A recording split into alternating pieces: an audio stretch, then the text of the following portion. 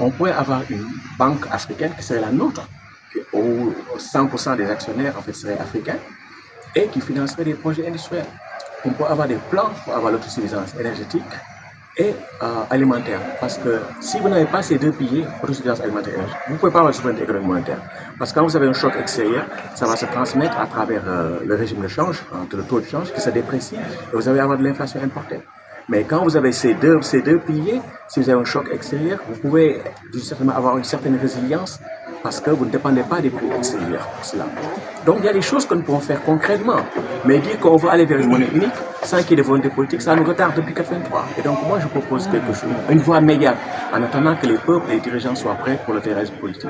Mais est-ce que aussi les tensions politiques ou bien les crises que l'on a eu à constater un peu partout dans l'Afrique subsaharienne ne militent pas un peu pour le ralentissement de cette monnaie unique aussi?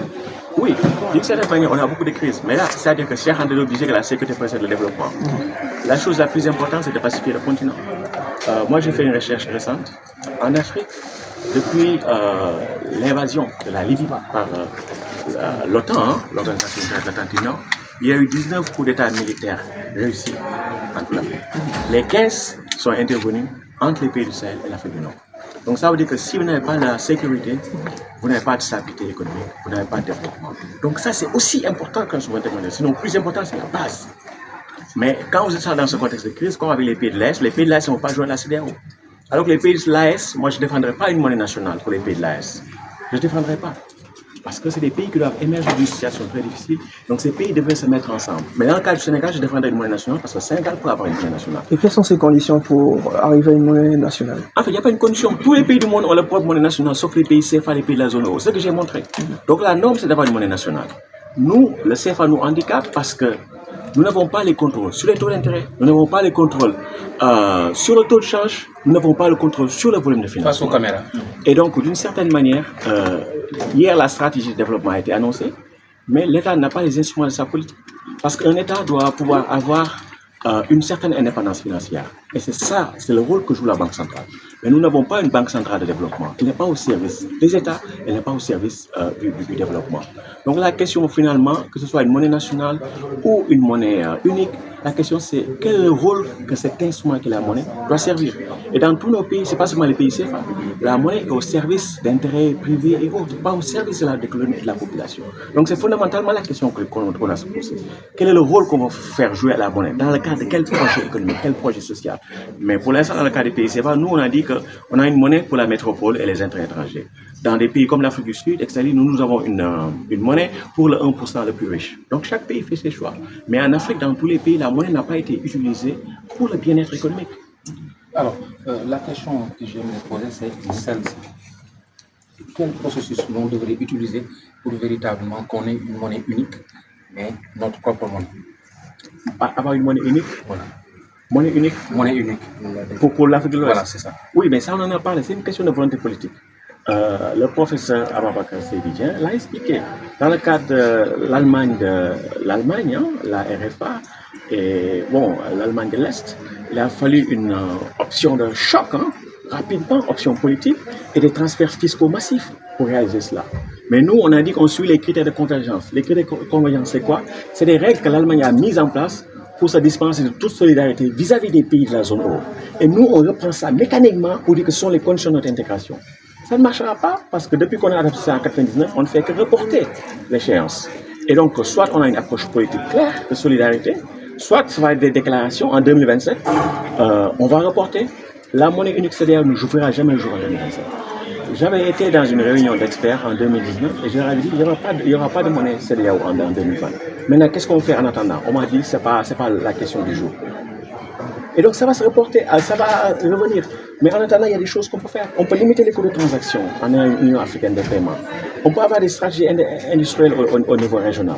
On peut avoir un fonds monétaire africain. Et le jour où les peuples seront prêts, ils vont pousser leurs dirigeants à aller vers le fédéralisme politique. Donc ce n'est pas une question d'être extrême.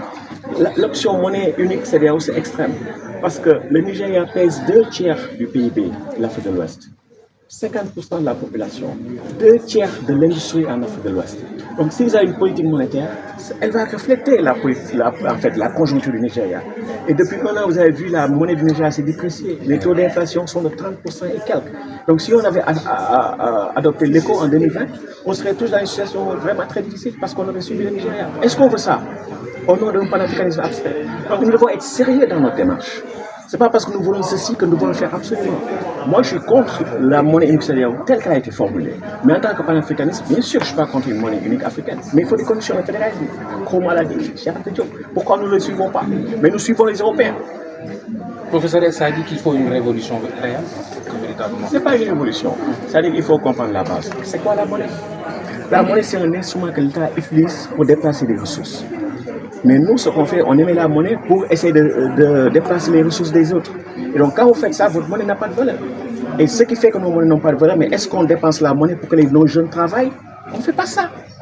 Et donc, du coup, il faut comprendre à la base ce qu'est la monnaie. Ce n'est pas un instrument d'échange. C'est un instrument de souveraineté. C'est à partir de cet instrument de souveraineté qu'il devient instrument d'échange. Parce que l'État garantit sa valeur d'une certaine manière. Et donc ça, c'est des choses qu'il faut comprendre. Moi, je me dis que le jour où les populations africaines, pas les intellectuels, parce que les intellectuels peuvent avoir leurs propres intérêts, comprendront ce qu'est la monnaie, on aura la vraie révolution. Pourquoi? Parce que ces populations comprendront que lorsqu'elles n'ont pas d'eau potable, que les jeunes ne travaillent pas, que les enfants ne vont pas à l'école, ce n'est pas dû au reste du monde, aux autres. C'est des choix politiques. Parce qu'on ne peut jamais manquer de monnaie pour tout ce qu'on peut faire soi-même. Keynes avait l'habitude de dire what we could do, we could afford. Tout ce que nous pouvons faire nous-mêmes d'un point de vue technico-matériel, nous pouvons le faire nous-mêmes et il n'y a que nous-mêmes qui pouvons financer. Ça, c'est important. Tout ce que vous faites vous-même, c'est vous-même qui pouvez financer. Quand les autres viennent vous donner de l'argent en monnaie étrangère, cet argent en monnaie étrangère, c'est des écritures. Donc ça reste dans les comptes des banques. Et donc l'argent de l'étranger sert à payer des choses à l'étranger, pas pour l'intérieur. Nous, Africains, nous disons, nous n'avons pas d'argent. Les autres disent, d'accord, vous n'avez pas d'argent. Nous, on a de l'argent, donc ils créditent des chiffres, rien que des chiffres, et on leur donne pétrole, gaz, etc., uranium, tout ça, ils prennent. Et donc, nous, qu'est-ce que vous faites de cet argent? Donc, vous achetez des choses, c'est nous. Donc, nous, ce modèle-là, ça ne nous développe pas, ça nous sous-développe. Et c'est ce que nous continuons de faire. Maintenant, nous devons créer de l'argent, et c'est très facile. Et comment l'argent est créé? L'argent est créé par le processus parlementaire lui-même. Ça, il faut le comprendre. Parce que l'argent, comme je l'ai dit, c'est les écritures. Et donc, quand le Parlement valide le budget, aujourd'hui, on va dépenser 100 CFA. Donc, c'est quelque chose de légal. Et donc, les parlementaires peuvent dire que la Banque centrale est tenue de créditer le budget de l'État. On crédite les 100 et après, on estime qu'il y aura peut-être 95, peut-être il y a 94 qui viennent. Et donc, 100 moins 94, c'est 6. Donc, ça, c'est le déficit. Il a déjà été financé. C'est comme ça que ça marche. Maintenant, il y a des choses que vous ne pouvez pas faire vous-même. Il y a des technologies, etc. Vous en avez besoin, les ordinateurs, tout ça. Mais ça, vous avez des exportations. Vous exportez du pétrole, gaz. Vous devez planifier ça judicieusement. Acheter des tracteurs, etc. Les ordinateurs dont vous avez besoin, les technologies. Mais pourquoi acheter du jet, des jets privés, des champagnes, etc. Et donc ça, c'est la politique industrielle. Donc ça veut dire que